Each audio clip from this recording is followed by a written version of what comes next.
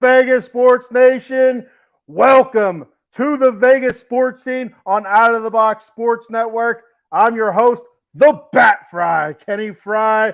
Good evening. I hope your weekend is going well. So far, mine is going not too bad. A little bit warm in Pennsylvania Friday. Today was a little bit cooler. A lot of thunderstorms in the area, but nothing really significant here in South Central Schuylkill County. So let's get the show on the road with our first topic. We're going to start off with Vegas Golden Knights talk right off the bat here, because you know what? They're in the playoffs. Why not? As you may or may not know, I am not a Knights fan. I'm a Kings fan, but I do root. I do a Vegas show. I do root for the Golden Knights when they're not playing the Kings. So right now I will be rooting for the Vegas Golden Knights. We got our first comment of the evening, and it's always our boy, Adam Glenn. Says, what's up, Len? Ken. I'm Ken, not Len. What's up, Adam? I appreciate you very much, brother. He checks into every single show. Adam's the man. That's all I got to say. The mayor of Vegas, Rob Hefner, says, greetings, Ken Fry. Vegas Rob, A.K. The mayor's in the house. Dun, dun, dun, dun, dun. I know that's a presidential song, but I don't know if there's a mayoral song or whatever. I don't know. Like, maybe it's like Cotton Eye Joe or something. I don't know if there's a mayoral song. There should be. What's up, Rob? The mayor of Las Vegas, Vegas Rob. So the Vegas Golden Knights, like I said, I'm a Kings fan, but I do root for the Golden Knights when they're not playing the Kings or when it doesn't affect the Kings indirectly or directly. So first round matchup for the Golden Knights. They're facing the second wild card team, the Winnipeg Jets. Jets come in looking pretty good, coming in hot. But the Golden Knights also, they had a string a couple wins together at the end of the season. So the Edmonton Oilers wouldn't catch them, and it got tight there. But then Vegas was able to hold the Oilers off. The Oilers are a hell of a team. I say it every goddamn episode. I do when I talk hockey. The freaking Oilers are scary, man.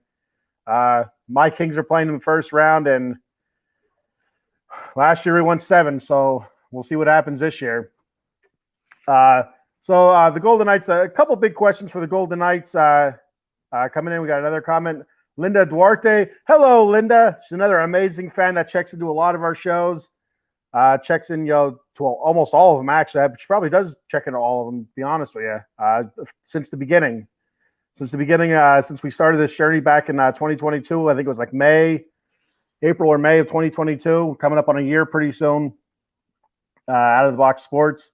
I think I started doing the Vegas sports team with actually my first episode was with Paul, but I started doing it. I think it was in June, actually. I was at a softball tournament, and then after that was Rob and I for a bit. And Rob's taking a step back right now. Linda says she's bored at night. Well, I'm glad I can entertain you. To reduce your boredom. Even if it reduces a little bit, that's what I'm here for. To reduce your boredom, everybody's boredom. So the Vegas Golden Knights played the Jets 3 times this year, beat them all 3 times. One time in I think it was a shootout. So the Jets are 0-2-1 against the Golden Knights. Golden Knights 3-0. Most of those games pretty close. Like I said, one was a shootout. I think another one was a 1-goal game. I think there was one that was not. I don't remember exactly the scores. I don't know if it's 5-2, 5-3. So swept the season series. The last time they played was in December. A whole different teams. You had trade deadlines, injuries, and all that other stuff since then.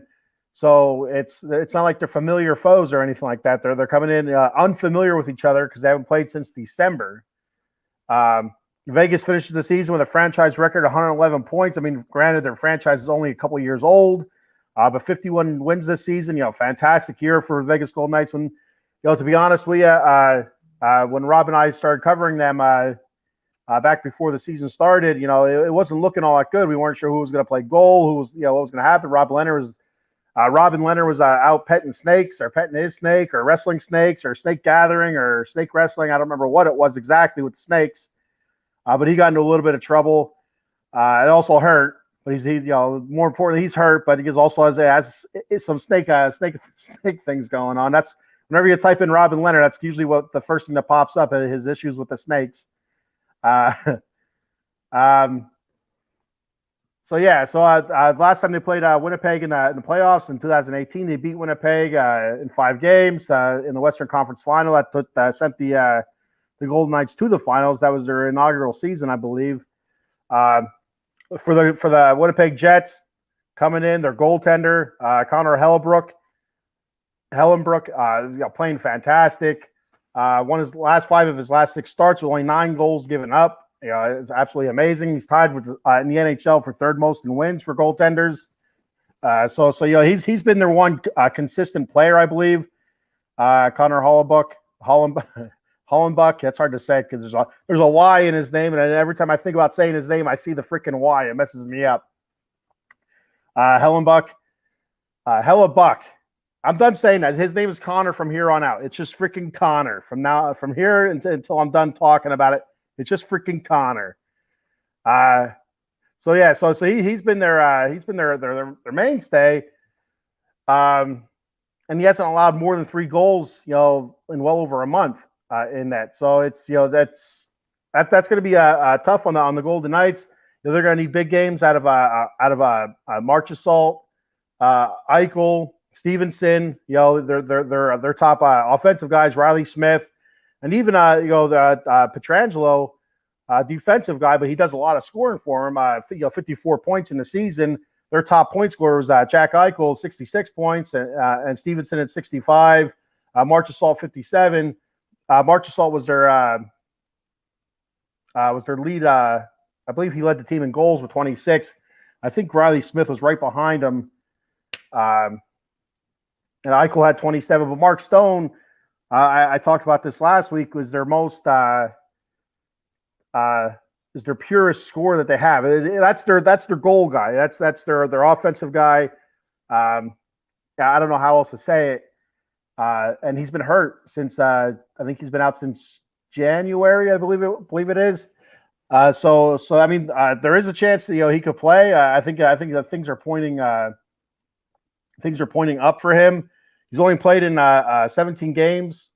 He's only played in 43 games. He has 17 goals, 37 points overall. So there's a really good chance that he could play. It seems like he's getting back at the right time. The only thing is, what kind of rest is he going to have? Is he going to be able to just jump right in and go? Is that going to mess up line chemistry? So that's going to be interesting. There's a ton of veterans on this team, though, so you wouldn't think that it would mess up line chemistry too much. They can kind of adapt and overcome.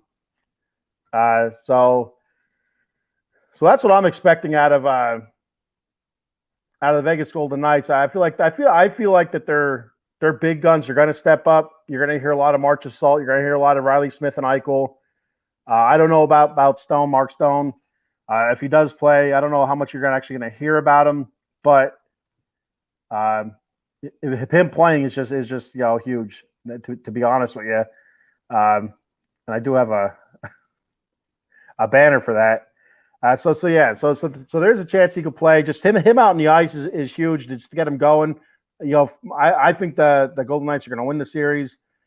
So it's get him going, get him ramped up. For the next series potentially against the Oilers or the Kings. I believe that's how it's going to go. How the seeding is. It's not a true 1 through 8 seeding system for the NHL playoffs. So they kind of break it down. Pacific Division and I think it's a Central Division. So I think that's how they do the playoffs. So you have your 1 seed against so they're the top 1 seed against the second wild. Vegas has won the Western Conference, so they're the overall top seed. They'll be playing the wild card, which is the Winnipeg Jets. The 2 seed in the Pacific Division, which is Edmonton, will be playing the 3, which are the Kings. So now whoever wins that out of the Pacific Division will play the other winner from the Pacific Division. I believe that's how it goes. The same thing with the Central. I'll go over all that in a couple minutes. So the biggest question, I think, for the Golden Knights is who's going to be starting in net? Who's going to be their netminder? Who's going to start between the pipes there? Yeah, so it's You have Laurent Brossoit. You have Logan Thompson, coming back. Hasn't played. He's only played, I think, one game, I think it is. I've written down here. Played once in the last 2 months, and he got hurt when he came back. So, Laurent Brossoit, Aiden Hill, like I said last week, he was loaned out to the minor league team. So I assume he got a couple starts on there. I should have looked it up. If I was a good host, I would have looked it up, and I would be able to tell you. But I didn't even think of it until now. And then, of course, Jonathan Quick, who they got in a trade from the Columbus Blue Jackets, who got in a trade from the Los Angeles Kings. Anywho, so I'll give you my thoughts on it in a second. I'm going to read off some of their stats real quick, and I'll tell you who I think should start in that. So you have Laurent Brossoit, played well, has played well, only 11 starts, 10 starts actually. He's 7-0-3 with a 2.17 goals against and a 927 save percentage, which is out freaking standing. The dude is he's just killing it, Laurent Brossoit, and he was actually the backup, I believe, for Connor from Winnipeg. If I read that correctly, I was doing some research. I think I read that correctly.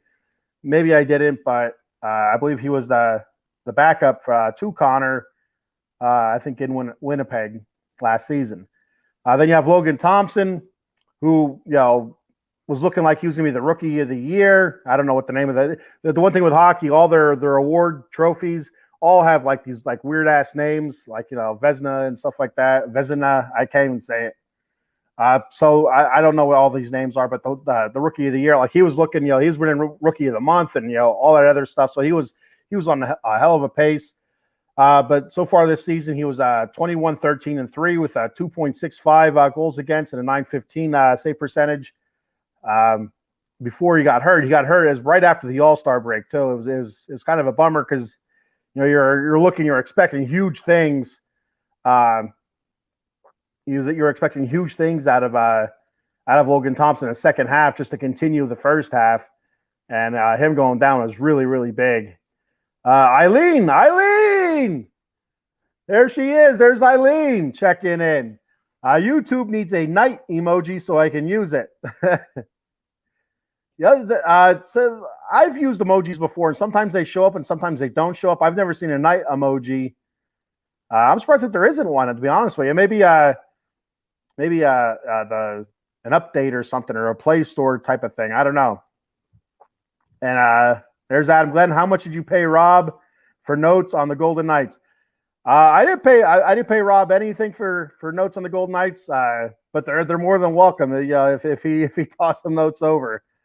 Like I said, I'm not a Golden Knights fan. I do root for them because I do a Vegas show. I do want to see them do well, as long as it's not against the Kings and it doesn't affect the Kings. So it is what it is. I'd like to see the Knights and the Kings play, in the playoffs. I'm not going to say I hope the Jets win so the Kings would have an easier road. Oh, absolutely not. I want the best against the best, and so if that's the Kings and they have to play Vegas, and so be it. That's it is what it is. And of course, here's our link for the YouTube channel. Make sure you hit that subscribe button. Appreciate it very, very much. The more subscribers, the better for us. The better for you guys also. So tell everybody, your family, friends, pets, neighbors, local law enforcement, all your politicos in your neighborhood, the neighborhood watch. Tell everybody to smash that subscribe button. Smash it hard. Out of the Box Sports Network on YouTube and all the other social media platforms. Follow, share, share as much as you can. To get our names and our beautiful faces out there. Yeah, there we go. Maiko checking in. So that's Aiden Hill. He had a really good season after. So he was Logan Thompson's backup in the net, and he was having a pretty decent year also, and he gets hurt. So it was just like snowballing on the Golden Knights. So for the season, he was 16-7-1 with a 2.5 goals against and a 915 save percentage again. I mean, like where the hell are these guys getting these goaltenders? The Kings earlier in the season, we couldn't get a guy to stop a goddamn puck between Quick and Cal Peterson. It was awful early in the season. We're scoring 7 goals and losing 8-7. It was terrible. And this team is loaded with goalies. It doesn't matter who the hell they put between the pipes; they're stopping everything. So then you have Johnny Quick.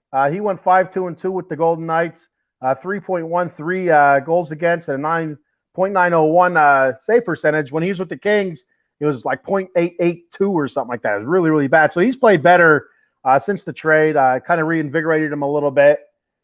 So my personal thought is, if Logan Thompson is not ready, you can't go with him unless he's 100,000, 10 million%, which is a large percentage, ready to go. You can't start him. He's been out for so long, which stinks. I like seeing a young guy like that, a rookie, just kill it. But you can't start him. You can't do it, in my opinion. So it comes down to Brossoit, Hill, or Quick. I would go with Brossoit and Quick as your backup. I would start Brossoit. He looks like your hot hand. 7-0-3, 2.17, 927 save percentage. Brossoit is on fire. So that's who I personally would go with if I was making the decisions. If I was making the decisions, I'd be a millionaire, and I wouldn't be doing a podcast for you people. So you guys would be SOL right now, shit out of luck. So be thankful. Be thankful that I'm not making decisions on hockey lineups and hockey teams. Be thankful that I'm here in the Vegas sports scene, entertaining you. Thank your lucky stars. So that's who I would go with. Brossoit's last 5 games against Seattle. These are all against playoff teams too.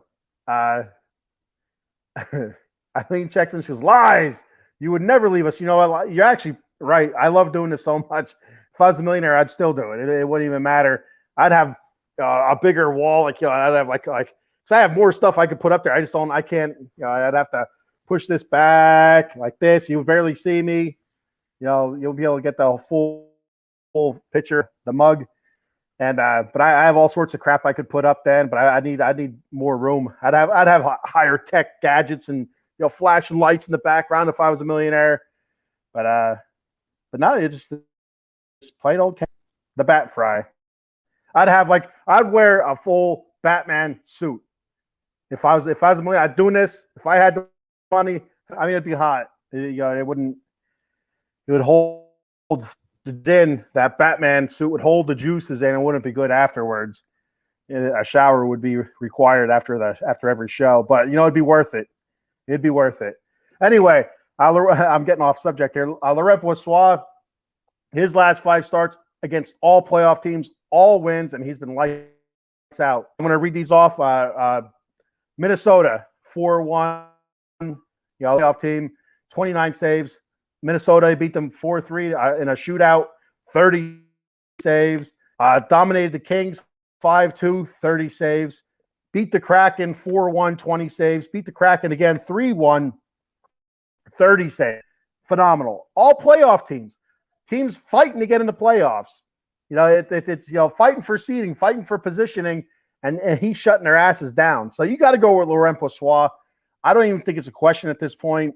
Your question is going to be your backup, Quick or Hill, and I'd let Logan Thompson kind of just chill if you have to. I mean, if you have to use them, so be it. But I would go Brossoit, Quick, mostly Quick because of his experience in the Stanley Cup playoffs, winning a couple cups, knows what it takes to get hot, to keep that mentality, and all that jazz. So that's what I have for that. For the goaltenders, and real quick, I have more stats because I like stats. I think stats tell the tale more than anything else. Maiko. Oh, hang on, let me put it up there first. Maiko says Aviana Gillog won her boxing autism event today and still ranked second at 15 and under in the nation. So if you don't know, Aviana is a Pennsylvania boxer trying to get on the junior Olympic team. And she was on the Fight Club 215 on Thursday night. talking about her match coming up today. And here, let me put this up here real quick. There you go. So yeah, she was she wants to be an Olympian boxer and stuff like that. She fights out of Turnabout Gym in Du Bois, Pennsylvania, which is out west a little bit, out western PA, depending on where you're watching from here. So yeah, and she's a second-ranked boxer in the United States, fighting in the, I think is it the 18U. She's 15 years old, and I think she's fighting in the 18U boxing, which is 18 and under, which 15U is under 18. So that makes sense. So yeah. And also, here's a GoFundMe for Aviana to help her get to nationals. It's very, very hard. It costs a lot of money to get to these just monstrous tournaments for her. So right there's her GoFundMe. Hit her up or Cash App. I don't know what the hell Cash App is because I'm old. So my little spectacle to go. Cash App. So check out that GoFundMe. Help her out. Every little bit counts with her GoFundMe. So help Aviana out. Awesome that she won today. Hopefully she keeps winning, keeps pushing it. Very, very nice girl. Smart. Tough as nails. So she said she wants to be a bare knuckle boxer after this is all done. It's like, Jesus Lord. Danny on Wheels, our boy Danny checking in. What's up? And he also says, I'm hoping she makes the Olympics. Absolutely. I hope Aviana makes the Junior Olympics, the regular Olympics and all that stuff. She has a bright future. Very good boxer. And she has her head on right. Starting the gym, the Turnabout Gym and stuff like that. Go ahead and rewatch the Fight Club 215 from this past Thursday night. They talk about the gym and stuff like that and how they started it and stuff. Her and her dad. Really a cool story. Really neat. And she talks about being recognized by people and stuff. And 15, dealing with fame is it's crazy. You can check Danny out on Mondays and Fridays. Mondays with the Joystick Junkies. With a gaming show. He and Evan. Then on Fridays, you have Big Blue Power Hour talking New York Giants football. Danny, Evan, and Stacy. It's good stuff there. They'll be on this upcoming Friday, which I guess is next Friday. I don't know how you say it. The next Friday that is on the calendar. There it is. Maiko also says, OOTB Sports will put the fight on Facebook page tomorrow. 3 rounds, unanimous decision. Excellent. There you go. You want to watch the fight? Check it out on Out of the Box Sports on the Facebook page. Good stuff there. Thank you, Maiko. So real quick, back to the Golden Knights and the Jets. I just want to go over a couple stats real quick before I move on. I believe this kind of tells the tale of the tape. The Golden Knights overall won, and the Jets are the overall bottom seed. But check these stats out. It's good. It might be a lot closer than we think. So the power play, the Golden Knights are ranked 18th in the league with a 20.3% success rate. When you have your Jets at 23rd, so not that far off with a 19.3% success rate. Your penalty kill, this is a really big one. This one really opened my eyes. Penalty kill, the Golden Knights are 19th with a 77.4% kill, where the Jets are 6th, which is crazy. Especially being the 8th seed, and they're struggling for a little bit before they got hot again. They're having a hard time scoring and stuff like that, but their penalty kill 6th. An 82.4% kill rate. Awesome. The goals for per game. Vegas ranked 14th with a 3.26 goals per game. And the Winnipeg Jets 21st with a 3 goals per game. And the goals against per game. Vegas 11th, 2.74 goals against. And Winnipeg 10th, 2.73. So you look at these stats and you're very, very close, very similar. Excuse me. So this might be a hell of a series going forward. So Well,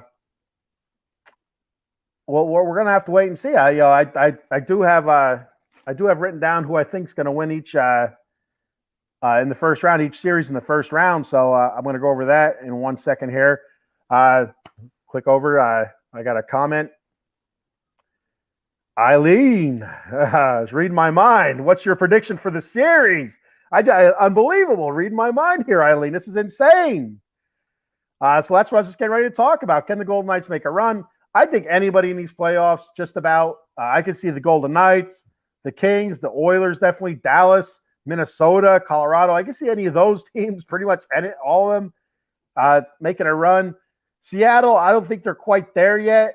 Winnipeg, again, I don't think Winnipeg has the scoring for it. But yeah, pretty much any of those teams. Same thing with the East. I could see Boston making a run. Toronto or Tampa, maybe not. I don't know about Tampa. I'm kind of iffy on Tampa. Making a long run, I should say. Wink, wink.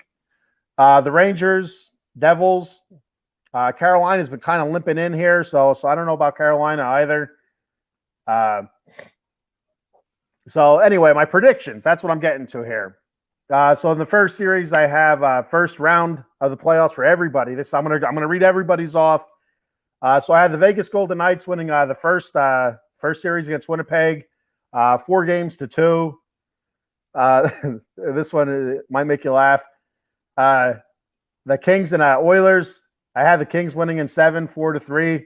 I'm a homer. I don't give a shit. Whatever. It is what it is. Label me what I am. I don't care. Dallas, Minnesota. I have Dallas winning that series 4-2. I think that's going to be a physical series. It's going to be tight, but I still think it's going to be 4-2.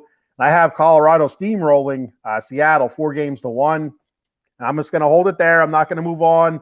I have a second round figured out, but I'm not going to. I'll wait till second round actually comes about. In the Eastern Conference, I have Boston steamrolling Florida. I have Tampa Bay upset in Toronto in 7. That one's going to be very close. Also, I can see that going that one going either way.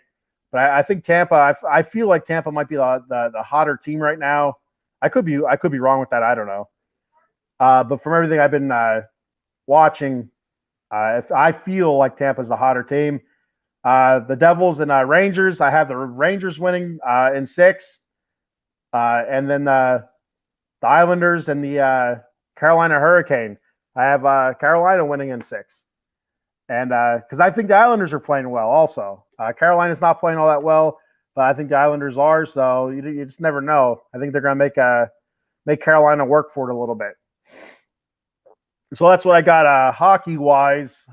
I mean, like everybody's thinking it's a foregone conclusion that Boston's going to win it because Boston had such a fantastic season.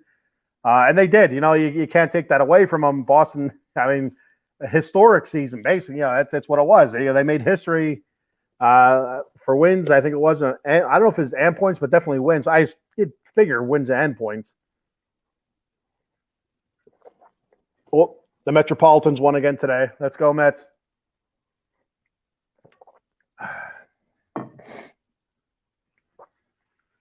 Eileen says, boo the Boston Bruins.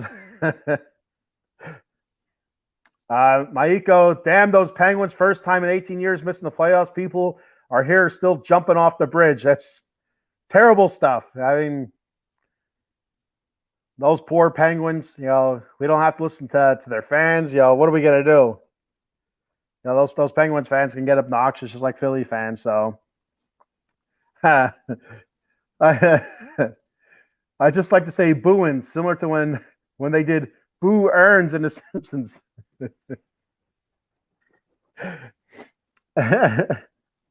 Love Simpsons references. I love it. I love The Simpsons. No, they said Boo Earns. Adam Glenn says Homer Fry, your new nickname because Emmy is the real Bat Frie. Emerson is not the real Bat Frie. You know what? The way she's swinging the club in softball, 3 home runs through junior high so far this season. Maybe she is the real Bat Frie. I don't know now. I ain't going to tell her that. I ain't going to let her get a fat head. Big head, I meant to say. Yeah, so we'll move on to the Raiders. Raiders worshiping the Buddha. What does that mean? Well, today, Budda Baker, I don't know if it was today or yesterday, Budda Baker requested a trade from the lowly Arizona Cardinals, who beat the Raiders. Who knows, the Raiders in need of some secondary help. Lots of teams in need of secondary help. So, but, could the Raiders make a run at him? What would it take to get Budda Baker? Does that mean that the Raiders are going to have to give up a first-round pick? I don't know. It's hard to say. Would I be comfortable with the Raiders giving up a first-round pick? I think Budda Baker's like 20. I think he's 27, 28, somewhere around that, age-wise. So he's an All-Pro, Pro Bowler. The Arizona, I think, was the last ranked defense in giving up points allowed. I mean, yeah, I think I would be. I'd be all right if the Raiders did give up a first-round draft pick for Budda Baker. But it's really, really, it's scary because, sometimes it just doesn't work out. You'll end up seeing somebody like a Christian Gonzalez or a Witherspoon from Illinois somewhere else then who you could have had at number 7, dominating, and you're stuck with a Buddha ass. That's always the scariest part. Like, you make that deal and then you see what the guy who you could have gotten, what he's doing. And it's like, God damn it. A couple comments. Adam says he's going to the Eagles. The Eagles lost a lot of people. You never know. I guess, what's their GM's name? Howie? I think it's Howie, or I don't know what his name is. I think it's Howie. I don't know.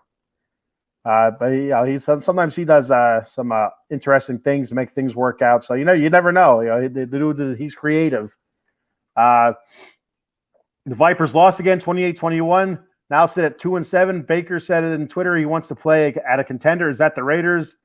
Budda is 27. The Raiders are probably not a contender right now, but they could be. They could be in a year or two.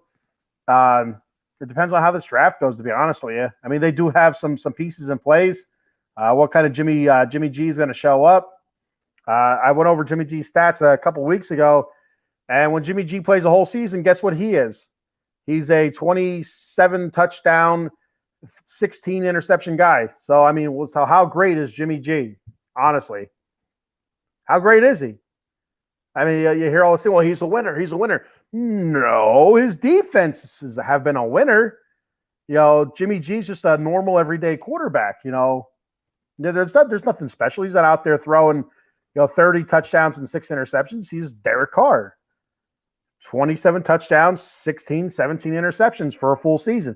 When you get him to play a full season, which isn't often. So the Vegas Vipers, they were eliminated from the playoffs a couple of weeks ago. I should have said that on here. But so today they're up 12-0. I didn't get a chance to watch it, so I don't want to make it come off like I was watching it. But I was watching actually the San Antonio Brahmas and the Orlando Guardians play. And I was watching the ticker on ESPN at the bottom, and it said that the Vipers were up 12-0. I ended up losing 28-21. Two fumble returns for a touchdown they had against them. Horrible stuff. It's rough. Rob Hefner says Howie Roseman. Okay, that's what I thought, but I wasn't 100% sure if that was a real person or not. I'm like, I don't know if I'm just making this name up. Maiko said, I'd take a rookie top 2 corner in a draft, contract-wise, 5-year deal, less than 1 year for Budda, and 5 years younger. Yeah, and that's the scary part. Like, can you sign Budda to a long-term contract? What's it going to cost you? And he is 27, so you might get 5 years out of him, and that's it. Like 32, 33, he might be on the downhill. Whereas if you draft a young corner, a young defensive back, like I was saying last week, who I think the Raiders should take with their first pick in the draft, Gonzalez or Witherspoon, who are, 23, 24, somewhere around there, 22, 23, 24, 5 years at the rookie pay scale, So that's a better deal there already on their rookie deal, or 4 years, whatever the rookie length is. I'm not 100% sure. It's 4 or 5. And by the time that's up, they're still not even 30 yet. So it's tough, but it's so tempting. It's there, so tempting. Yeah, it's just you worry about it. You worry, what's that going to do to your team? What if those guys you should have picked? What are they going to do? So that was just my thought with that, with the whole Budda Baker thing. And first round pick, multiple round picks. I don't know. It really depends on the package a lot, I think. If it's a package that doesn't kill you, why not? Take a flyer on it for a year. I mean, if you don't have to give up a first round pick, you can still draft one of those defensive backs, and let him walk after a year. I mean, you never know. Maiko says, but the Cardinals are unloading players fast and cheap, so it might be a tempting situation. Yeah, I mean, who knows what DeAndre Hopkins is going to do? You have the gaming quarterback. I can't think of his name right now. I don't know. But coming off an ACL injury, well, I mean, like the guy's a superstar in the league. A superstar in the league, and I can't remember his goddamn name. It drives me nuts. Nuts, it tells me. James Ramundo, what's up, brother? Resmundo. I apologize. James Resmundo. At least the Raiders can say we have the best looking quarterback in the league. Yeah. It's nice to say we don't have the ugliest. I mean, I think Derek Carr wasn't like terribly ugly, but I'll tell you what, he wasn't good looking either. I'm not saying I'm going to go, and offer Jimmy G my flower or anything like that. But I mean, I'm comfortable with my sexuality and saying that Jimmy G isn't a bad looking dude. That's all I'm going there with that. I'm not saying that I want him to bed me or nothing like that. Now it's gotten weird. Derek Carr had some dark eyelashes. And I felt like they were long. Like whenever I watched Derek Carr, it's like with his helmet off, and like they'd come in close. I always thought like SpongeBob. Like there's like sometimes SpongeBob will have like the really big eyelashes and like that. Like I always picture. I don't know what it is, but that's what crossed my head whenever I'd see Derek Carr with a close up. When he's just talking on the sideline, his mouth is going 10 million miles a minute. And all of a sudden, I was like, they're SpongeBob. Like the eyelashes going up and down. I can hear the sound in my head and stuff like that. I'm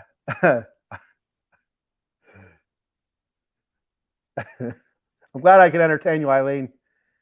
Rob, now the show is going to strange directions. Or you had eyeliner on. Yeah, well, you know what? Like the whole Raiders thing, the Pirates of the Caribbean, they had Johnny Depp had the guy liner. As a man, you don't call it eyeliner. It's guy liner. Like Green Day and stuff like that, they use the guy liner on their eyes to make them pop, as the kids say. And so maybe DC was wearing some guy liner on there, to really make his eyes kind of stand out. His eyelashes, do the whole thing that the ladies do with the thing, Eric Bartol. What's up, Eric? Kyler Murray's his freaking name. Thank you, Eric. I can see the little bugger in my head, but I can't think of his name. It's a curse. It really is a curse. Thanks for checking in, Eric. I appreciate it.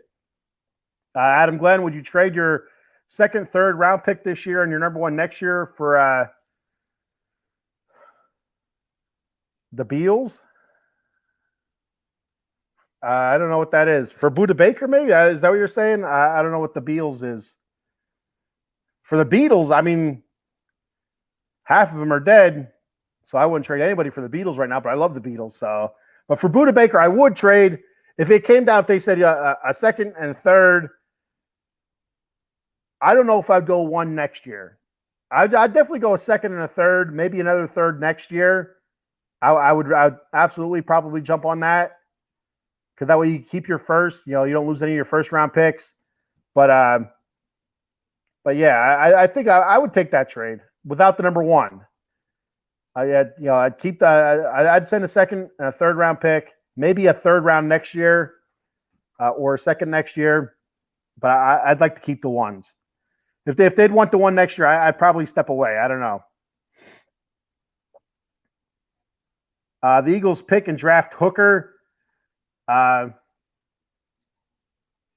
I don't know what the Eagles pick. The Eagles pick that the Raiders have. I don't think they have an Eagles pick. I don't know. I said the Raiders were going to draft Hooker in the 3rd round last week. If he's there.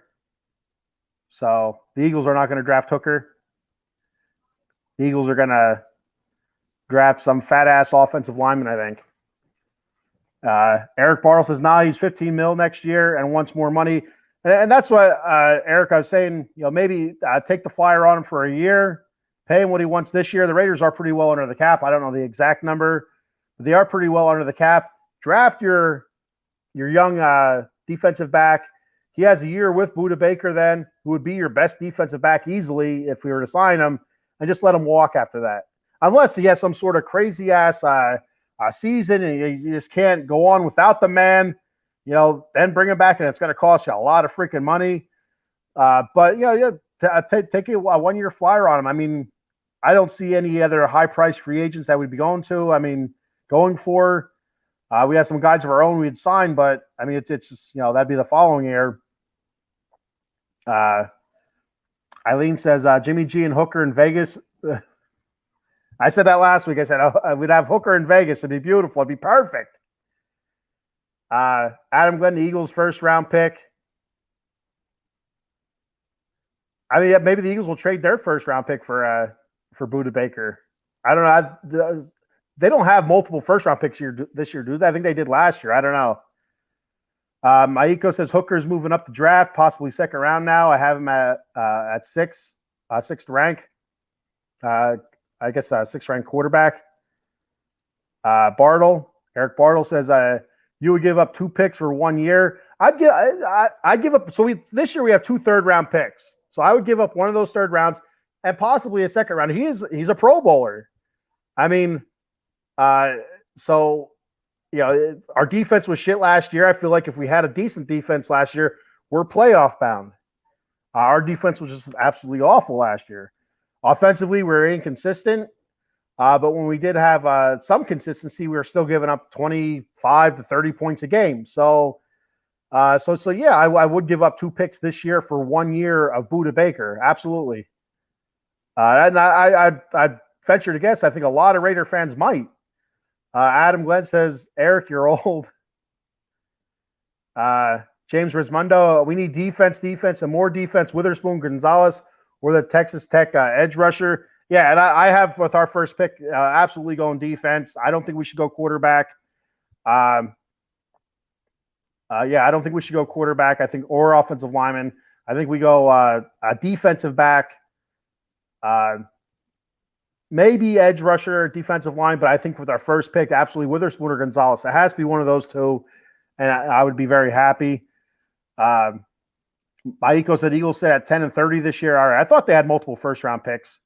Bartle, we got Stephon Gilmore for a 5th, and he was a Pro Bowler. I am very old, Eric. You're right. I am old. Look at this. Look at it. Let's see the gray in there, Eric. It's unbelievable. For those who don't know, I also went to school with Eric. Good dude. Funny. Not as funny as me, though. Good luck, Eric. Adam Glenn says Hooker will be drafted by the Vikings in the 2nd round. Maybe, yeah, because I don't know where Cousins' contract is, but I mean, they could be getting sick of his 38 touchdowns and 7 interceptions. I don't know. Maiko is, yes, Eric is a Cowboys fan. Eric says, I can't compete with the king of the Fry Foundation. Everybody knows about the Fry Foundation. Everybody. It's a lifestyle. So this is getting out of whack here. So we're going to move on to the draft. We're going to get off of the Budda, off of worshiping the Budda. We're going to go back into the draft here. I did the Raiders' first 3 picks last week. So I'm just going to shoot through the rest of them. So what I did, I'm not a draft guru. I don't watch a whole lot of college football. I do watch college football. I don't pay attention to who's doing what. I just don't. 1, because I can't remember shit. And 2, because I just don't. I don't know what it is. Because there's so many deep teams. I like watching a lot of rivalry games. So a lot of times I'm just not invested into the team. I'm just invested into the game and the surroundings and all the pageantry with it and stuff like that. The band's playing and all that good stuff. So what I was doing, I went to CBS Sports. I got all the rankings of their draft eligible players, and I went through the Raiders picks, and I put down each pick what position I think they should pick. And then I started going to that position, that pick number, and I'm looking around, and I'd click on a couple guys, read up on them, and I'd take one who I think the Raiders would be better off taking. So that's how I did it. Does it make sense? Probably not, but it's my show, not your show. So Maiko says, yes, welcome to the Cowboys Nation. Wednesdays at 6:30. Dem 215, boys.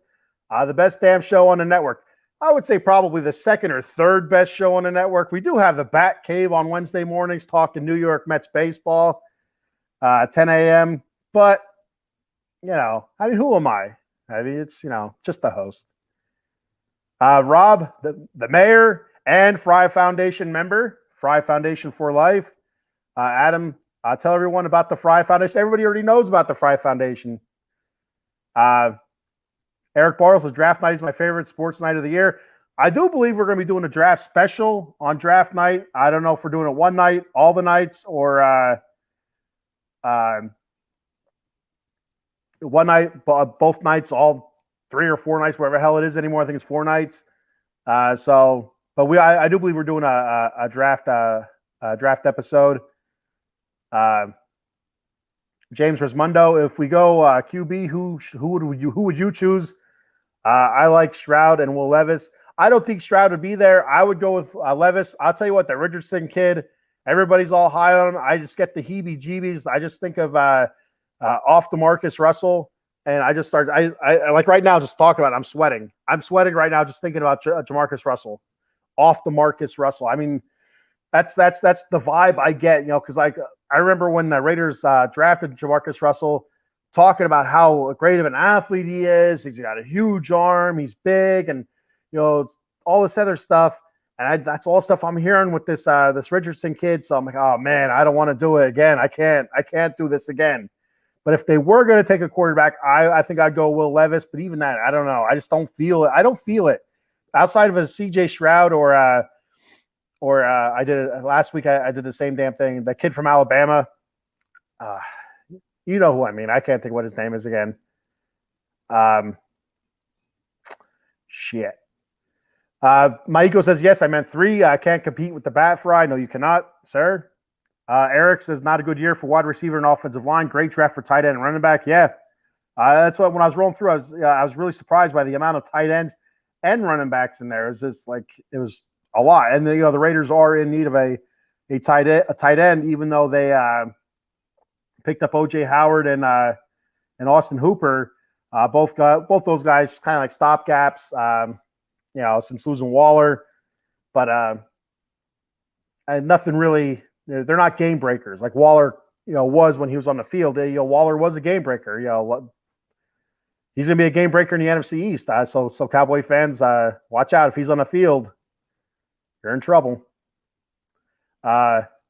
Worst year for linebacker in a while. Man, Bartle, you need to get on here on the College Football Frenzy and talk some college football here. You know your shit, brother. Maiko, Thursday, April 27th night, main night at 6:30. Draft starts at 7 for the first round. Maybe we'll do a Friday night rounds 2 and 3. So there you go. Bartle says Bryce Young. Yep, there it is again. I cannot remember his name for anything. I know he's from Alabama. Eileen, would you want them to hold out and get a better quarterback in the next draft? And that's one of the things I said, Eileen. I don't think they should pick a quarterback in the first round. I think they should just hold out, see what Jimmy G does, see what goes on. From everything I've heard from our guys, next year's quarterback class should be better. So I'm fine with them not drafting a quarterback. If they do draft a quarterback, I like Hooker. I like Hendon Hooker. It's more. I like again, I just said I don't like the whole athletic and big arm, but everything you read about him, athletic, big arm, coming off the ACL surgery, very accurate last season. So, I mean, it's you look at some of these other guys like Levis and Richardson, they're I actually have them written down here. Like their completion percentages, Richardson's completion percentage was 53.8. Why would you? Why would you take that in top 10 as a top 10 pick? I don't understand. Like what the buzz is about him in the underwear Olympics. 53.8% completion percentage. That's a joke. And then Will Levis was a 65.4, but 19 touchdowns and 10 interceptions. Not a whole lot of production yards wise either. He only did play in, I think, 11 games. He didn't play a full season. But then you look at Hendon Hooker, 69, almost 70% completion percentage. I mean, I'd take that. 27 touchdowns, 2 interceptions in a shortened season for him. So, shit, man. Give me Hendon Hooker all day long. James says, please don't ever mention Jamarcus Russell again. Too many terrible memories. Oh, man. Yeah, you're not even joking either, dude. But I mean, the stories that you hear about it, it's, yeah. Mayer from Notre Dame or Kincaid from Utah are generational tight ends. Everything I read, I've read that they are. That's absolutely. The rankings on CBS Sports had a tight end ranked before Mayer, but I don't remember who it is. Eric Bartle said Richardson may be good in 4 years, sitting behind someone good. Well, then he should probably go to a good team with somebody with a good quarterback. Then I don't know. Maybe a Minnesota. Why not? Say what you want about Cousins. He produces, and I don't know how much longer he's going to be there. But Bartle, and yes, you as a Raider fan should be thrilled to get Gonzalez or Witherspoon. Well, I'll be over the moon if we get Gonzalez or Witherspoon. It would be like I'd have like flashbacks of Khalil Mack again. I was all excited for that. And, he produced, but we shipped him off to Chicago. I'm not crying. You're crying. Maiko, I love quarterback QB2 in the draft. Joe Milton, Tennessee, 6'4", 240. The consensus number one is Caleb Williams next year. So there you go. You hear it here live on Out of the Box Sports. Breaking news: Maiko says he likes Joe Milton, and next year's consensus number one is Caleb Williams. Caleb Williams. So the Raiders, their third round pick, which is going to be pick number 100. I have them taking a tight end out of South Dakota State, Tucker Kraft. Tight end, 6'5", 254 pounds, ran a 4.69 40. Had a really productive 2021. 65 catches, 770 yards, 6 touchdowns. 2022, he was hampered by an ankle injury. 27 catches, 348 yards, 3 touchdowns. Big body, big dude. Not really a game breaker, but somebody that he can produce. So I liked him. The one knock on him was that is a Division D2 guy out of South Dakota State. I think that's Division 2 or 3. What is that, FBS or whatever it's called? Eric says consensus number one wide receiver next year is Marvin Harrison Jr. Absolutely, yeah. I mean, he's a stud. And a lot of teams are going to be looking to jump on that train. Just thank for Caleb Williams and Marvin Harrison Jr. So Marvin Harrison's Ohio State. Is that where Caleb Williams is? Also Ohio State, or Dave Yarnell? What's going on, Mr. Ken? Cowboy Dave is in the house. Yeehaw, Cowboy Dave. You can check Cowboy Dave and Maiko out on Wednesday nights. I think 6:30 p.m. on the Dem 215 boys talking Cowboy football. Maiko says St. Joe's Prep product, Harrison Jr. Yep. And he says Caleb Williams is out of USC. See, I don't know anybody in college football. I have no idea who anybody is. I'm awful at this college football stuff. So round 4, I had the Raiders taking Andrew Voorhees. We were talking about him last week. I believe it was Danny on Wheels. Danny mentioned Voorhees. I thought he said Jason Voorhees from Camp Crystal Lake, but maybe not. But Andrew Voorhees, an offensive lineman, 6'6", 310, strong upper body, pretty good run blocker. Struggles with the bull rush though, so you have to worry about the pass protection. And we know that Jimmy G's paper mache, so he rips easily. So that's who I had the Raiders taking out with their 109th pick in the 4th round. Andrew Voorhees, USC offensive lineman. Round 5, pick 141. I have him taking Henry. I don't know how to say his last name, but I'm going to give it a shot. 2-0-2-0. It's T-O''O. T-O''O. I'm going to guess that he is of Samoan descent or some sort of island, like that's just by the apostrophe and then the last name. But I could be way wrong on that. I don't know. That could be I could be wrong. But 6'1", 227-pound linebacker at Alabama. 4'6", 240. Good open field tackler, sideline to sideline.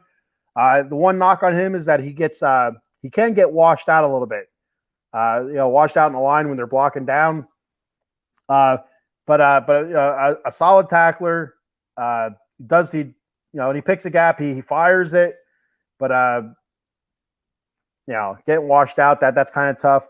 And he's not very good in coverage, which isn't not good at all. But the Raiders are bad in the pass and in the run on defense. So To'o. There we go. Okay. That's much better. Thank you, Eric. Maiko says, Eric, I want running back Gibbs from Bama. Pollard need help that injury.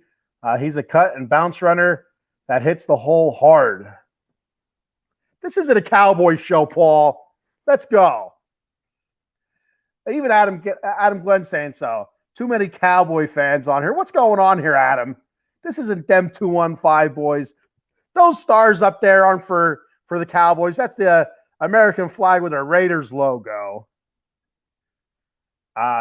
Dave Yarnell says, if you smell what this Cowboys fan is cooking, baby. Eric says, Dallas at pick 26 hopefully takes a tight end or trades down. 20 first-round players this year. So let's go back here. I read them backwards, if you didn't notice. Maiko, you've been invaded by Cowboy Nation. Told you we travel. Moving up on the out-of-the-box sports show rankings. Yeah, by piggybacking off of the Vegas Sports Nation and Raider Nation here. So I had the Raiders taking Henry To'o. To'o. That's two of them. Two toes. Good open field tackler. Like I said, not good in coverage. Gets washed out in the line. Gets kind of lost. Is not very big. So yeah. At their 5th pick, 140. At their 5th round pick, 144th pick, I have them taking Luke Schoonmaker, tight end out of Michigan. I saw some boards where he's ranked a lot higher, so I was kind of surprised that CBS Sports had him ranked where he was. So I have the Raiders taking him 6'5", 251. That's their second tight end that we're going to be taking.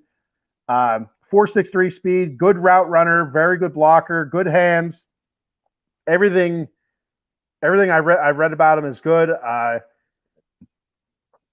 wonder. I think he's a little bit older. That was the only knock on him. But whatever. Who tells older? What the hell does that even mean? I'm older. Doesn't matter. But I do like him. If he's there, I like Schoonmaker. From everything I read on him, is good stuff. Their 174th pick in the 5th round.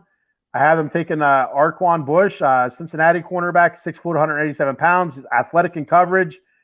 He's from everything I read, he's able to open his hips and run with the receivers.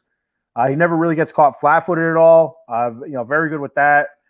Very good deep, but not a good open field tackler, not a good tackler at all. So there's that. There we go. Eileen says, boo, Cowboys. The mayor says, Jerry Jones and Cowboy Nation hasn't been cooking for years. I tell you, to be honest with you, Rob, I did pick the Cowboys to win the Super Bowl 2 years ago because I do think that they have the talent to do it. But it just hasn't, gone their way so far. Bartle says that running back at 26 is fine as long as you don't extend him ever. Never extend running backs. I guess that's a knock at Zeke. Dave Yarnell, finally a Cowboy fan, has come back to the Raiders show. I forgot you guys traded your tight end. What did you get for him? A third-round pick. I don't want to hear about it. A third-round pick. Oh, man. Maiko says, Rob, neither has the black and silver. 1984, we sit at 27 now. I'm not good at math, but I think Raiders are at 37. Yeah. I'm not crying. You are. So where are we at here?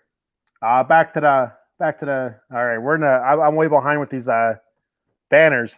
Round 6, we have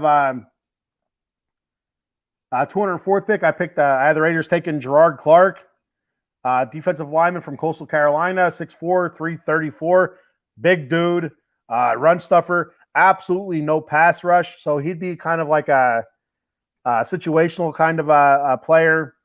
It's absolutely big guy, 6'4", 334 is terrifying.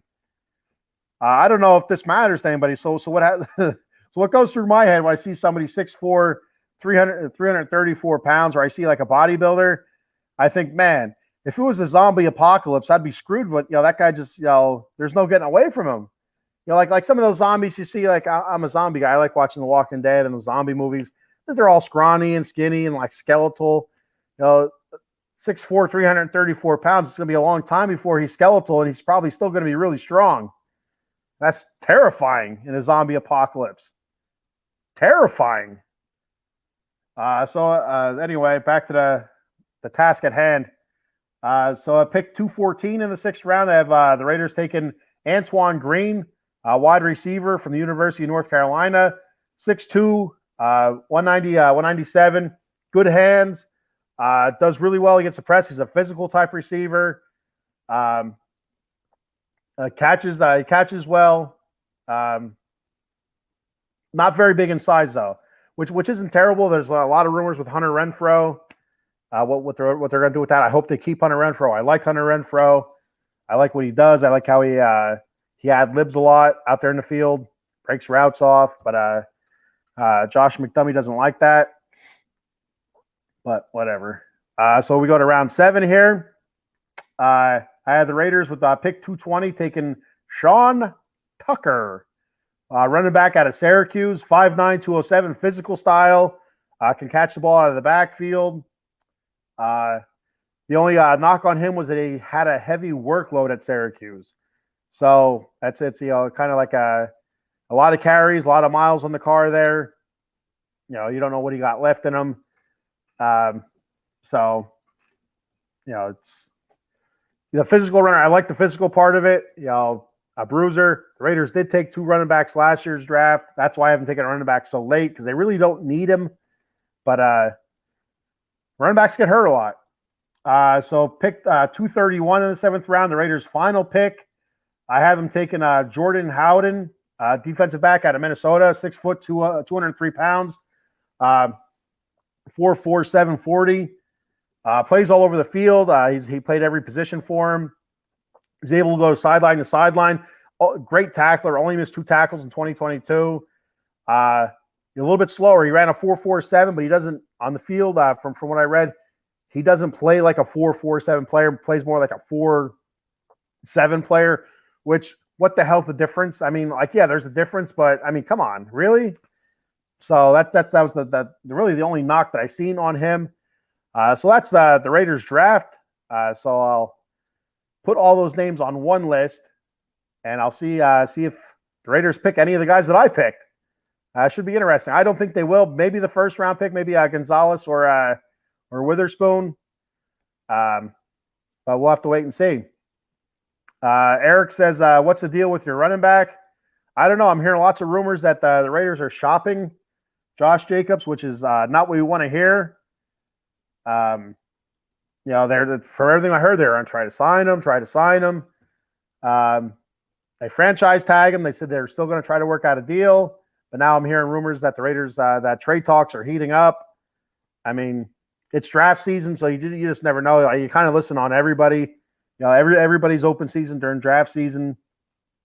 So hopefully they just work out a deal. I like Josh Jacobs. Everybody in the Raider Nation likes Josh Jacobs. He wants to be a Raider. You don't get too many guys that want to be Raiders. So hopefully they work out a deal. Maiko says, Hunter Renfrow, I thought he was traded to the Angels.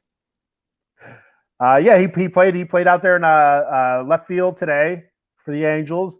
And in a couple months, he'll be catching passes from Garoppolo. Dave Arnell, hey, Ken, does the Raider Nation miss Chucky? Yes and no. His draft picks weren't very good. His late-round draft picks were decent. It seemed like second time around with John Gruden, he was more of a sideshow than he was a respected coach, in my opinion. It was just like, he's making that face again. But the first time around was much better than it was the second time around. I do think he did some good things with the Raiders. I do feel like they were more consistent offensively with him there. Draft-wise, they weren't very good. Who knows if that Antonio Brown thing would have worked out, what would have happened there. But instead he gets freezer burn on the bottom of his feet and quits. So you don't see that every day. Eric Bartle, if he didn't sign his tag, I don't think you can trade him. He'd have to sign it first. But I was really surprised they didn't work out a deal. It doesn't make sense. So if for some reason they were to trade him, hopefully they get a decent haul. And I do like Zamir White. He didn't get many carries. I want to say we drafted him last year, 4th or 5th round. In the limited carries that he did get, he looked good. So I mean, he's not going to be a Josh Jacobs, I don't think, but you just never know. If you're going to trade Josh Jacobs, just trade him. Give Zamir White an opportunity, and let's see where it goes from there. And Bartle says, great running back class, save your money. Man, I don't know. That's you just don't know what you're going to get. Like Josh Jacobs, I don't know. Any running back can get hurt. Jacobs is still fairly young. Doesn't have a whole ton of usage because he was hurt the season before. This past season, he was fairly healthy for most of the season. So, I don't know. It makes you nervous. You draft a running back that's supposed to be good, and I don't know. Maiko says, Antonio Brown, you can blame Mike Mayock on that one. I blame them all on that one. Mayock and Mayock fined him because his ass wasn't showing up or whatever, and I don't know. There's watching that on the all unfold on the what's it called, the HBO special. You know what I'm saying.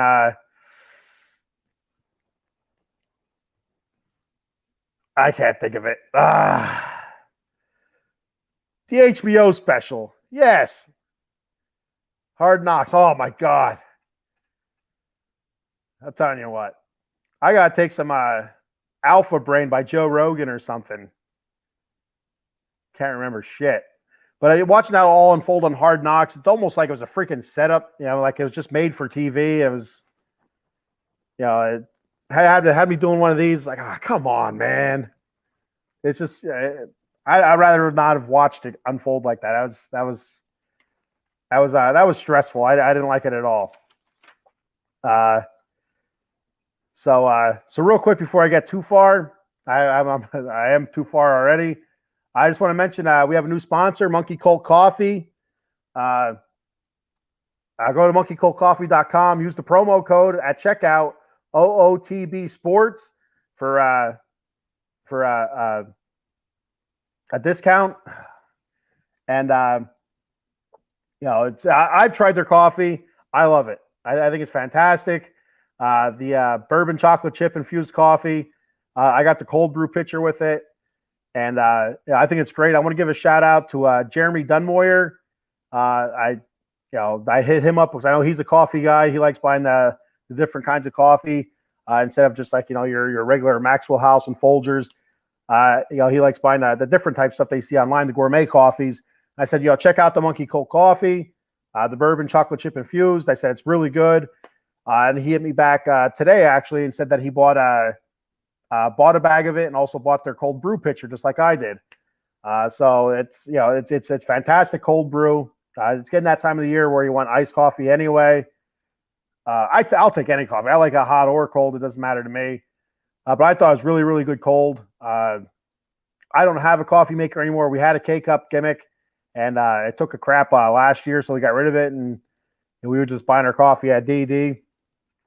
And of course, every time I go to Dunkin' Donuts, I got to get like 2 donuts because I'm a fat ass. And so make sure you check out Monkey Cold Coffee. I have other stuff on there. Like I said, you got the bourbon chocolate chip infused. You have the cold brew pitcher set up. They also have a K-Cup adapter for their stuff. They have swag, like T-shirts and stuff like that. They sell cakes also. I think it's a rum cake. And they also have a new flavor coming out very soon, toasted coconut rum. So I can't wait to try that.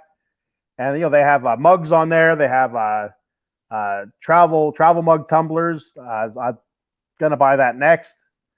I got to collect my pennies.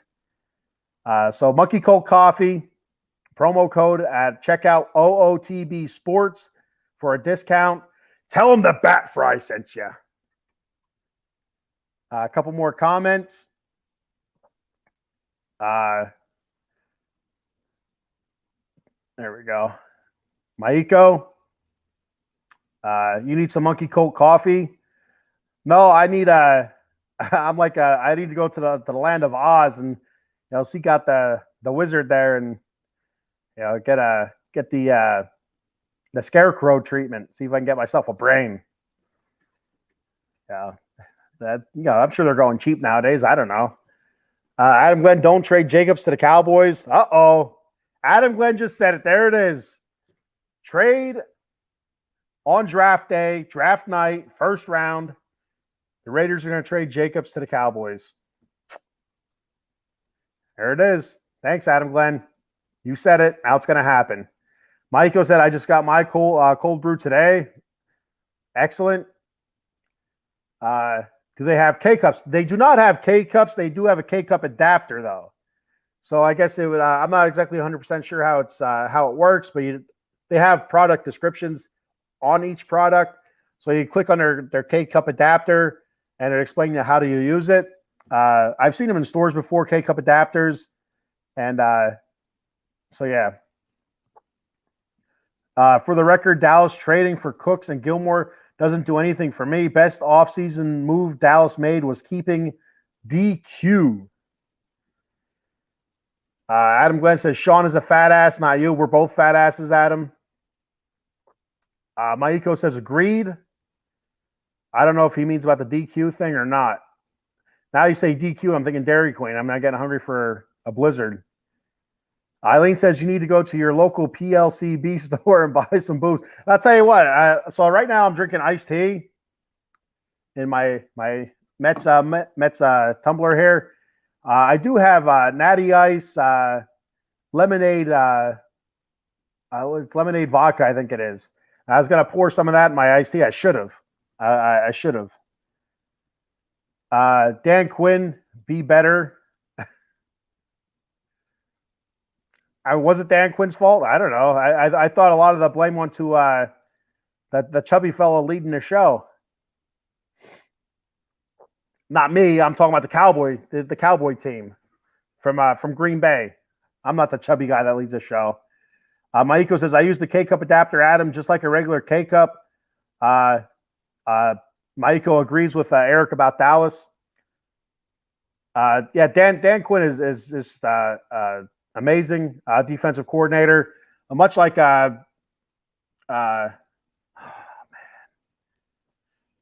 I'm not even going to try. I can't think of Wade Phillips. There it is. So much like Wade Phillips, maybe not a great head coach, but just a fantastic defensive coordinator.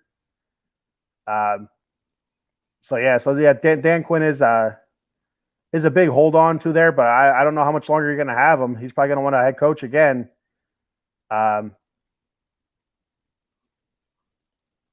So we'll move on from that. What do I got next? There it is. Why would you want the A's, Las Vegas? Why? So the Athletics are just absolutely terrible. You knew they would be, but it's even worse than I thought. They lost again tonight to the Mets, 3-2, which not a bad game. But the night before, 17 walks. I couldn't watch the game. I could not watch that game. I was trying to.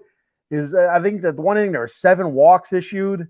It was just none of them were close. It was just it's like Jesus. The Mets ended up winning that game. I think it was 17-6 or something like that.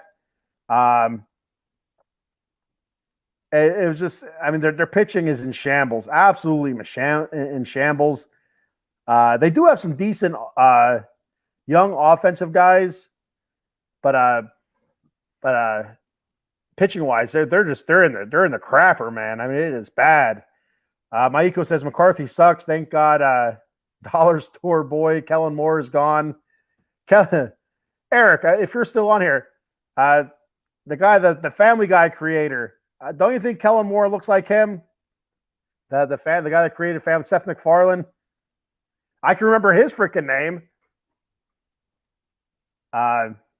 Eileen says maybe the A's want to get away from the possums that ended up in the Mets broadcast booth. They're still playing in the Coliseum, Eileen. It's actually the possums are like, why are these Mets guys in my broadcast booth? That's basically that's what the Coliseum is, that old and that decrepit. It's just it's awful. They're talking about the naming rights being dropped by I don't know what sponsor it was, some wireless company or whatever. But they're back to calling it the Oakland Alameda County Coliseum. It's like, oh my God, it's 1972 again. Jesus Christ. I don't know when it opened, but that's insane. The A's have to get out of there, but if they get out of there, they're gonna have to spend some money and really revamp this roster. Why would any city want to subject their city to that? To spend the money for a new stadium and that's a shit show that you're gonna put out there? No freaking thank you, man. Eileen says Seth MacFarlane. Yep. That one I remember, Eileen. James Rismondo, I despise Dallas. Always have, always will. Raiders rule. Attaboy, James. Let him have it. Eric says, maybe a little. That's the Seth MacFarlane, Kellen Moore doppelganger. I think it's almost uncanny, but I haven't had anybody agree with me yet, but I am wearing glasses now, so maybe that was before with the glasses off. Maybe I should go back and revisit the look-alike. Adam Glenn, are you drinking Gears? I am not drinking Gears tonight, actually. No, yeah, I am. It is Gears. That's right. It's Gears diet because my fat ass needs a diet. There it is again. So that's all I got on the A's. Just to tell you that they're terrible. They're awful. Eric says Dallas' biggest problem is the O-line isn't the 2016 line anymore, and that Dak isn't half the player that he is in person, is as a person, which sucks. Dak isn't half the player that he is as a person. That's what I said it right the second time.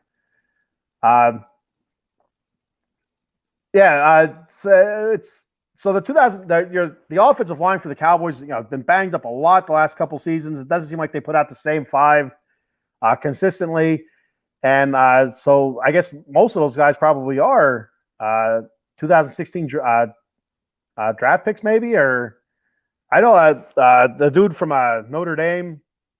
I don't know why I'm talking Dallas Cowboy football here. But he also that big dude that has a knee brace, has an arm brace. Oh, that's scary. Imagine that in a zombie apocalypse. Oh my God. But yeah, they're getting older. They're hurt every year. Like I said, there's no consistency on Dallas's offensive line. It seems like just from seeing some of their games. I don't follow them all that closely. Turkey Hill Diet Green Tea.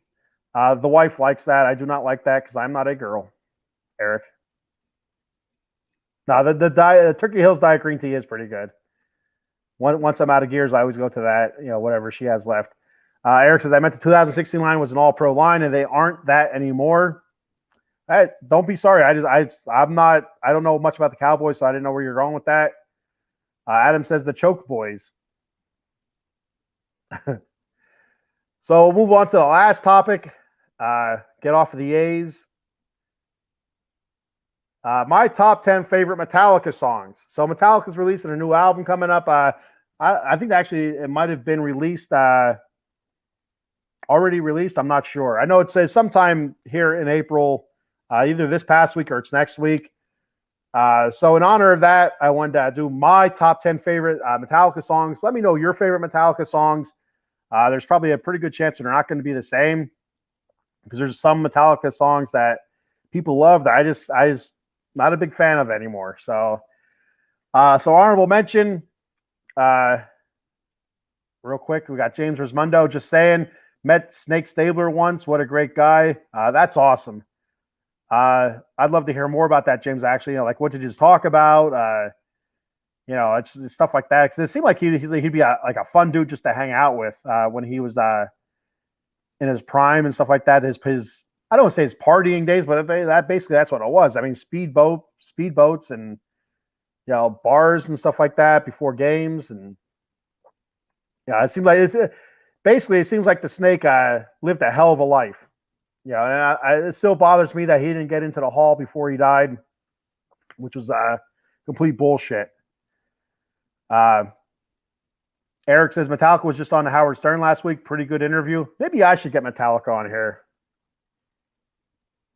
Nah, I don't think I will. Maybe. We'll see. Adam says, can you do a good show when you're slaver? You do a good show. Thank you, Adam. I don't understand the second part of it, though, buddy. So honorable mention, top 10 favorite Metallica songs. Slober. I think you mean sober. I'm always sober when I do this show. I usually don't drink. Once in a while I'll have a beer when I do this show. Danny on Wheels says new album. 72 Seasons is a new Metallica album coming out. Like I said, either it's this past week or next week. I'm not sure. I have to download it on Spotify yet. So my honorable mention, I have Nothing Else Matters and Of Wolf and Men, both of them on the Black Album. So we go into it now. My number 10 favorite Metallica song is Moth into Flame. That's on Hardline to Self-Destruct album. Number 9, I have Blackened. That's on Injustice for All. Number 8, I have the Unforgiven songs, all three of them. So I think all three of them are pretty good. Number 7, I have Battery. That's on Master of Puppets. Number 6, I have Seek and Destroy off of the Kill 'Em All album. I'll tell you, I wasn't always a Metallica fan. Growing up, I listened to a lot of Weird Al Yankovic, which may come as a surprise or not. I listened to a lot of Weird Al, and I got into rock music finally. I started listening to Green Day, got popular, so it was a little bit of that. And then I got into Korn, so I got into the whole new metal stuff. So I loved Korn, the Deftones, and stuff like that. And it's later in life now where probably like the last 7 or 8 years where about 8 years where I really started listening to Metallica. And I really like their old stuff. I think their old stuff is awesome. Like especially the Kill 'Em All and Ride the Lightning. I love the Ride the Lightning is my favorite album. Danny on Wheels says he loves the Harvester of Sorrow. Harvester of Sorrow. Yeah. Anyway, we're back to the singing, Eileen. If you're still here, she said we should do a singing show, a whole show while singing, something like that. You know what I mean? So anyway, Where was I at? I was at number 6, Seek and Destroy off the Kill 'Em All album. Number 5, Master of Puppets off the Master of Puppets album. Master! Yeah, there we go. Number 4, All Nightmare Long off Death Magnetic. I love that song. Number 3, Metal Militia off Kill 'Em All. Number 2, For Whom the Bell Tolls off Ride the Lightning. And before I do number 1, I'm going to go ahead and Dave Yarnell. Hey, Ken, wish me luck. I have 2 softball games to pitch in the morning. Great show. Enjoy your night. Funny you should mention that there, Dave Yarnell, Cowboy Dave. Before I go to my number 1 Metallica song here, I'm going to mention real quick that that we're looking for sponsors for Not Your Average James. I coach a travel softball team, my daughter's travel softball team, and we're always looking for sponsors and stuff like that to help keep costs down for the parents, so it's affordable, so the girls can play, because the tournaments, the prices for tournaments going up and up and up and up, and stuff like that. Equipment costs, balls. The price of balls are just outrageous now. Look them up. For a 12-inch softball, it's insane how expensive they are. So we're asking, I usually go around to local businesses. I'll get them as a couple sponsors and stuff like that. Helps with, like I said, equipment, and also in the off season we do indoor practice, and so it helps with us renting practice facilities.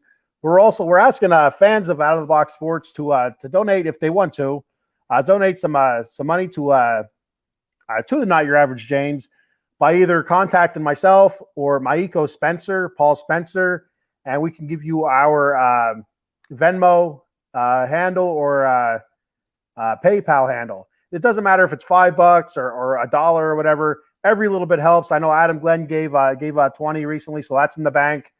And as soon as we get up to $100, we'll add Out of the Box Sports Network and fans as a sponsor. So, and we'll give a shout out to each and every one of you that donate. It's much appreciated. I'll throw our logo up here real quick if I can find it. I know it's here somewhere. But yeah, so it's a good cause. The girls are getting better. They have fun with it. I have fun coaching them. There's our logo. I got to get the banner off though first. So that's the Not Your Average Jane. So like I said, every little bit helps. Much appreciated. Like I said, $1, $5 doesn't matter. Thank you in advance. So back to the comments before I tell you my number 1 favorite Metallica song. Remember where we're at here. Harvester of Sorrow, Wish Me Luck. There it is. Eric says, did you go to the Korn concert our senior year when like half the class missed the day after? No, I did not. Our senior year, I could not afford concerts.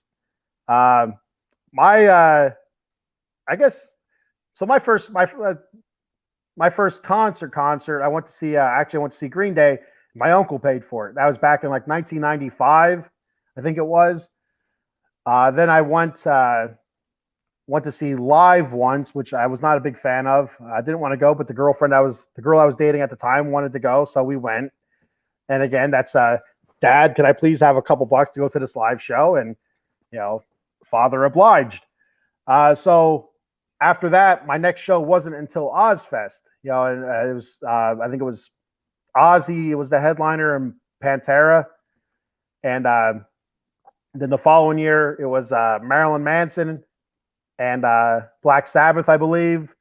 So we went to like 3 or 4 Ozfests in a row. I think Korn.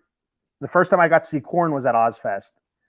And then we went to see Korn a couple times after that. I had them as a headliner. I'll tell you what, Korn's my favorite band, hands down, easily. Their live shows, amazing. Just the energy and stuff like that. Any day of the week, I go see Korn 10 times over. Absolutely. Eileen says, Metallica new album came out yesterday. Thank you, Eileen. My co-host, Eileen. She helps me out every show I do, whether it's the Back Cave or this one, because I need help. I forget. It's on Spotify. Danny on Wheels 1, number 1. Is it? I don't know. We're gonna do it right now here. Number 1. Where are we at here? The banners for my top 10 favorite Metallica songs. Drum roll. Creeping Death on Ride the Lightning. It is not 1. So the issue I have with 1, I like 1, but it gets played so often. It's just one of those songs that it gets played so much that it's almost like, you know what? I heard this a million times. Switch. It's just like on the Black Album. What the hell is that song called? Off to Never, Neverland. You know that song? I can't think of it. This is awful. Just like that song is on all the time, and it's you know, there's other songs. You know what I mean? Like for me, like I said, I love Korn. Korn's my favorite band, but Freak on a Leash is on all the time. You know, such a huge catalog of songs for Metallica, for Korn, and those are the songs that are on all the time. So that's why I don't go with 1. Still enjoy 1. I love the guitar solo and the drums and stuff like that. So I'm going to play a video here real quick. I think I'm allowed to. I'm not 100% sure. We're going to go for it anyway.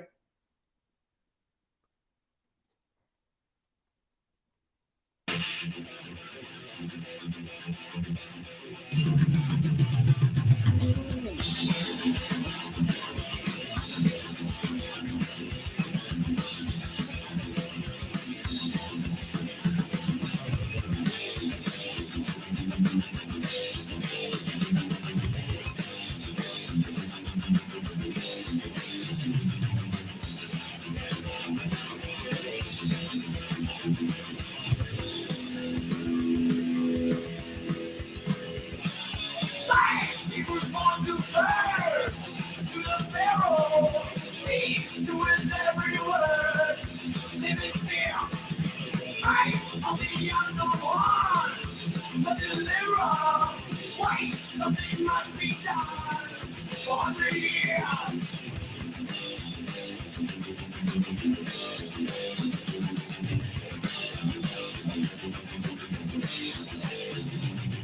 So let me return, so let me die. I'm sent by the chosen one. So let me return, so let me die. To kill the mother of God.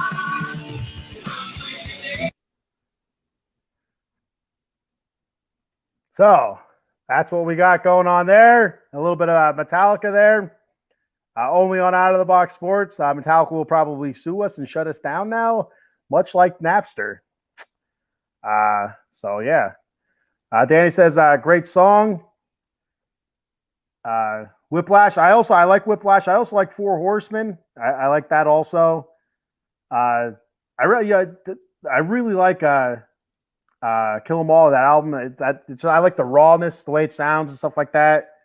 The one thing with Ride Lightning, I read this a bunch of times with that whole album, is the lack of bass. I guess they toned the bass down for that album. I think it would really add to it. Like some of the remastered stuff, you can kind of hear it, but yeah. So Ride Lightning is easily my favorite album, and Creeping Death is my favorite song. So that's what I got. So before I jet out, I'm gonna play our sponsor and lineup video here, if I can find it. There it is, and I'll be right back.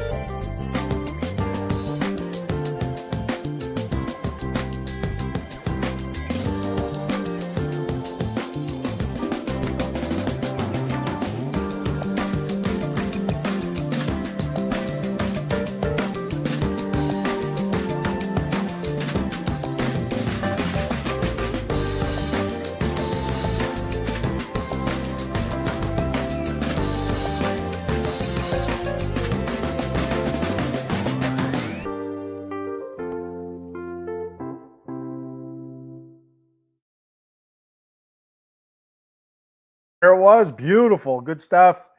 I just want to say real quick, thanks for checking out the show. Remember, check out our sponsor, Monkey Cold Coffee, monkeycoldcoffee.com. Use the promo code OOTB Sports for a discount. Fantastic stuff. Also, Aviana Gillog, check out her match we're going to put on our Facebook page, her bout from today, and also help her out with her GoFundMe if you don't mind. Much appreciated. Every little bit helps. Thank you for checking the show out. I appreciate it. Man, I struggle through it sometimes with remembering, but I hope I entertained you. That's first and foremost. I want to entertain. So hopefully I entertained everybody, and it was fun. So that's me. I'm going to sign out. I'll see everybody next Saturday. I think I'm going to be live this Wednesday on the Batcave. Wednesday was supposed to be my off day with it, but I think I'm going to go live anyway because of the NHL playoffs and because it's the season has started for baseball, so I feel like I can go every week. We'll see what happens. I'll play that by ear. I'll let everybody know coming up here real soon in the next day or two if I'm going to go live or not. And yeah, that's all I got. So thanks for checking it out. Go Knights, go! Just win, baby. See you next time. Same bat channel. Peace.